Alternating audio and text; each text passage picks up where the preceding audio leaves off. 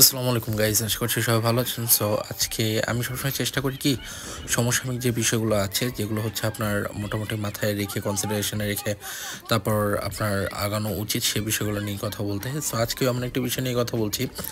So বাচ্চা ছেলে মেয়েদের সুন্দর খেলা উপভোগ করতে থাকুন এবং সাথে সাথে আমার কথাগুলো শুনুন, খুবই ইম্পর্ট্যান্ট। সো থাম্বনেল থেকে বুঝতেই পারছেন আমি কেন লন্ডনের বাইরে থাকা উচিত সে বিষয় নিয়ে আজকে কথা বলতে চাচ্ছি, এবং আপনার বেস্ট কিছু অল্টারনেটিভ কী হতে পারে সে বিষয় নিয়ে আমি একটু কথা বলবো। তো আজকের বিষয় যেগুলোতে আমি যে জিনিসগুলো কভার করার চেষ্টা করবো সেগুলোর মধ্যে ডেফিনেটলি থাকবে আপনার খরচটা কেমন সেটা, তারপর হচ্ছে আপনি কী কী ফ্যাসিলিটিস পাচ্ছেন সেটা, তারপরে ইমিগ্রেশনের কী কী ঝামেলাগুলো পোহাতে হয় সেটা, যদি আপনি লন্ডনের ভিতরে থাকেন এবং বাইরে থাকেন সেই ক্ষেত্রে আপনার ট্রাভেল এক্সপেন্স কেমন যেতে পারে সেটা, তারপর হচ্ছে জব কেমন আপনি এক্সপেক্ট করতে পারেন সে বিষয়গুলো নিয়ে একটু কথা বলার চেষ্টা করছি। হয়তো বা আপনাদের সবার ক্রাইটেরিয়া মিট করতে পারবো না বা সবার ভালো লাগতেও পারে নাও লাগতে পারে, বাট স্টিল আপনাদের কেমন লাগলো সেটা কমেন্টে জানাবেন ডেফিনেটলি। সো স্টার্ট করছি। প্রথমত দেখেন, ইউনিভার্সিটি যদি আপনি খুঁজেন না, ইউকেতে প্রত্যেকটা ইউনিভার্সিটি ভালো। আর আমি যদি আপনার সাথে খুবই ভেরি অনেস্ট হই না, এখানে আপনি আসছেন মূলত টাকা কামাই করার জন্য, ঠিক আছে। ডিগ্রি ডেফিনেটলি একটা ভ্যালু ক্রিয়েট করে, বাট এরপরও আমাদের মেন টার্গেট যেটা থাকে সেটা হচ্ছে টাকা কামানো।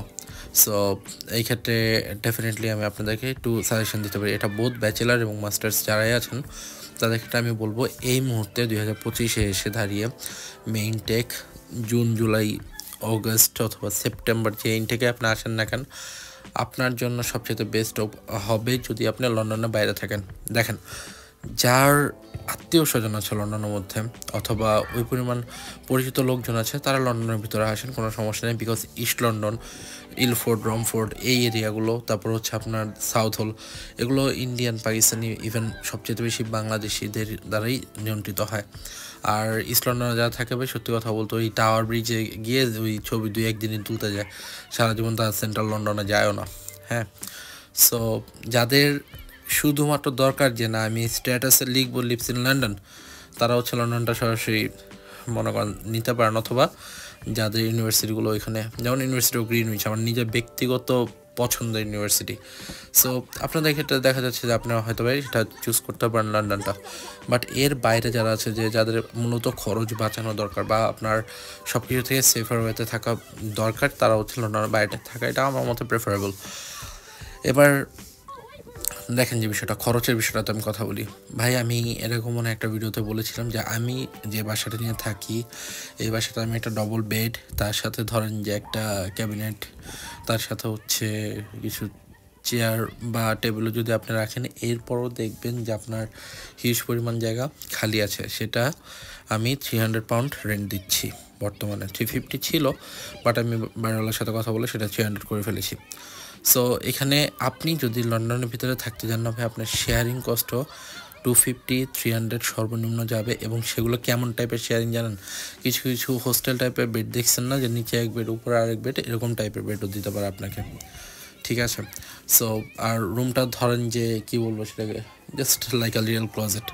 সো এরকম হতে পারে। সো এই ক্ষেত্রে চেষ্টা আপনার হচ্ছে, যদি বলেন যে থাকার ক্ষেত্রে আপনি লন্ডনের ভিতরে নাকি বাইরে, কোনটা আপনার জন্য চিপার অপশন, আমি ডেফিনেটলি বলবো লন্ডনের বাইরে।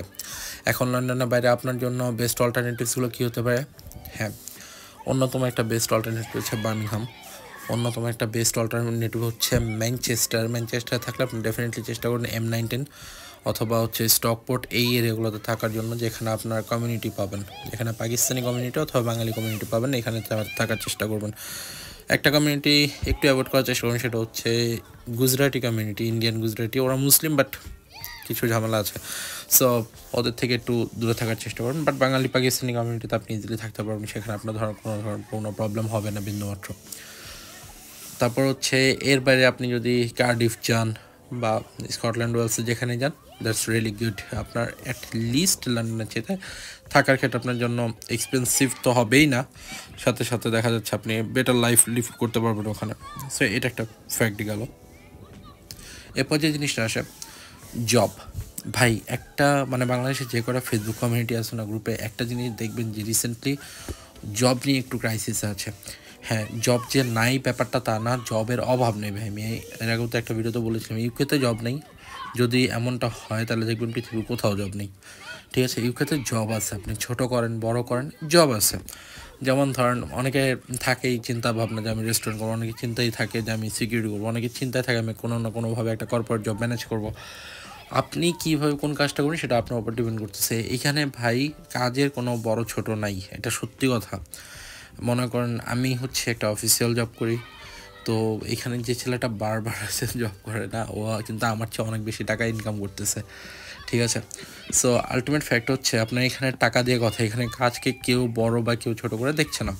সো আপনি কী করবেন না করবেন তার উপর ডিপেন্ড করে, বাট আপনি লন্ডনের ভিতরেও জব পাবেন এবং বাইরেও জব ডেফিনেটলি পাবেন। তবে এখানে আমি যেটা বলবো, আগের একটা ভিডিওতেও বলেছি যে সচেষ্ট থাকবেন যাতে করে আপনার ডকুমেন্টসগুলো ক্লিয়ার থাকে এবং আপনি এনআইতে যে কাজ করছেন এবং এনআইতে যে তারা একটা নির্দিষ্ট স্যালারি আপনাকে দিচ্ছে এই জিনিসটা যাতে থাকে।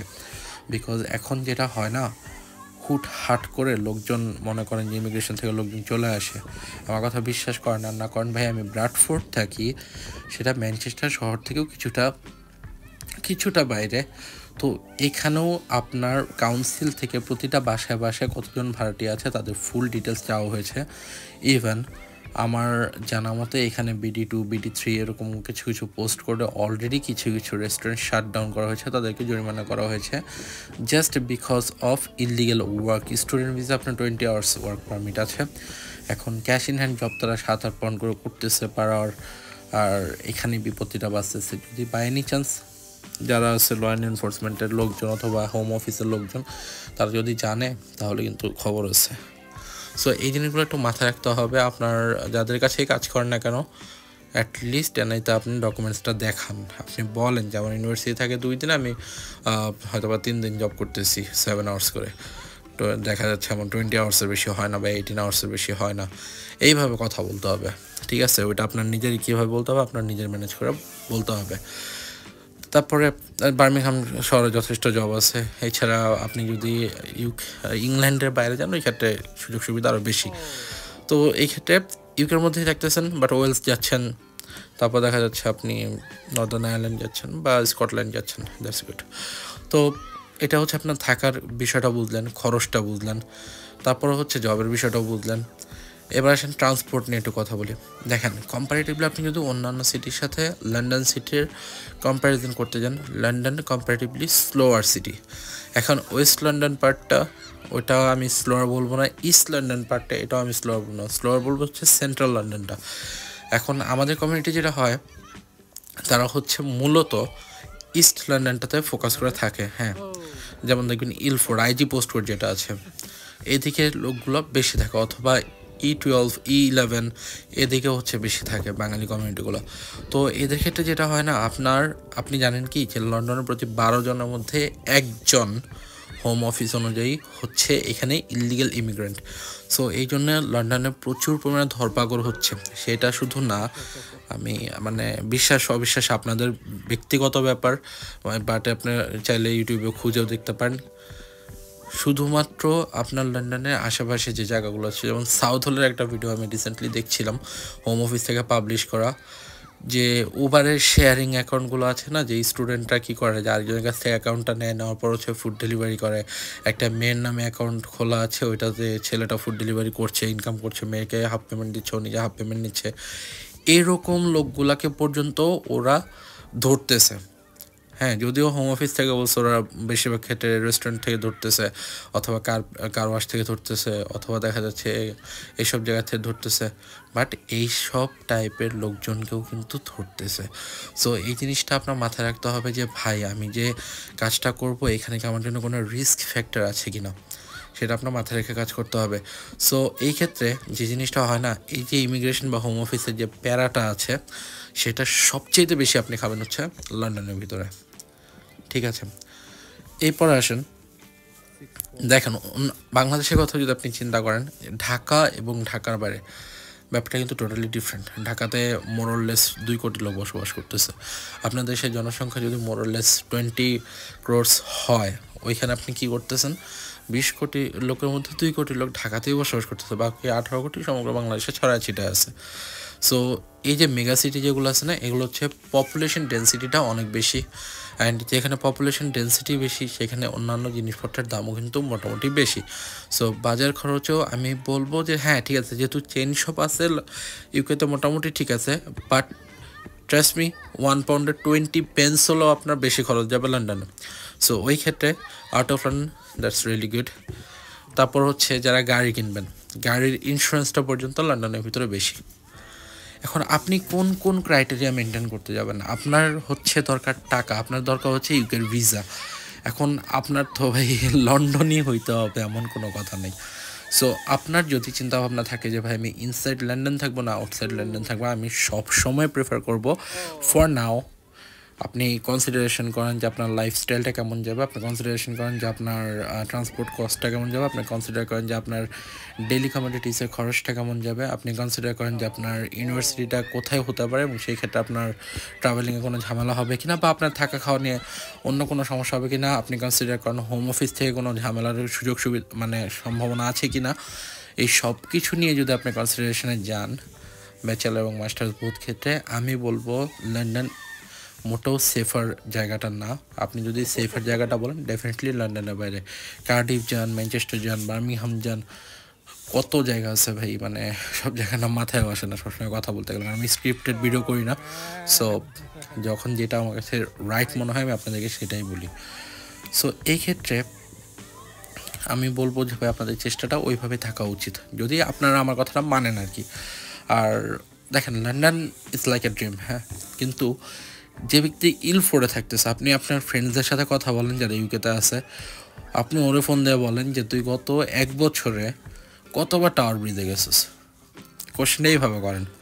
উনি আপনাকে সর্বোচ্চ অ্যান্সার দেবে একবার প্রতিবার, হয়তো অনেকে 6 মাস ধরে আসছে ইউকেতে, সে থাকতেছে হচ্ছে আপনার ইলফোর্ডে, রমফোর্ডে, হ্যাঁ, অথবা সাউথ হলে এইসব জায়গায় থাকতেছে। বাট আপনি ওদেরকে যখন একটু এইভাবে জিজ্ঞেস করবেন তারা বলবেন না ভাই আসলে যাইনি, বা একবার গেছিলাম ওই যে একটা ছবি তুললা একবার কি দিয়েছিলাম স্টোরি দিয়েছিলাম অথবা কভার ফটো দিয়েছিলাম, এই পর্যন্তই আছে, এরপর আর যাওয়া হয়নি।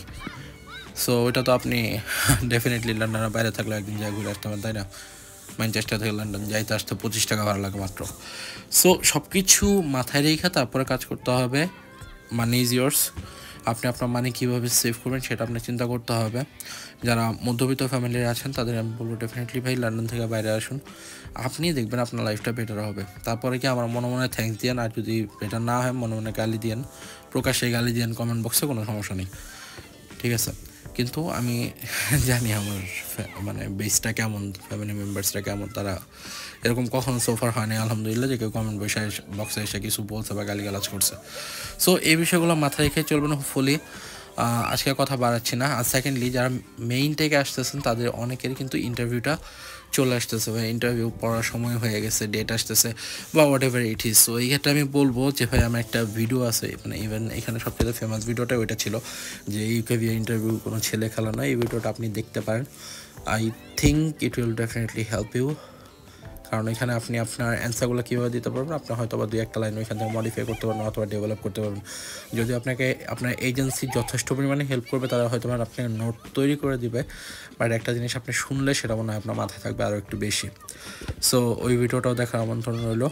আর ভাই একটু সাপোর্ট করেন, যদি ভালো লাগে বাই এনি চান্স পোলাপানে খেলাই হোক আর আমার কথাগুলোই হোক, একটা লাইক ঠেকে দিন, পারলে 2-1 কমেন্টও করেন।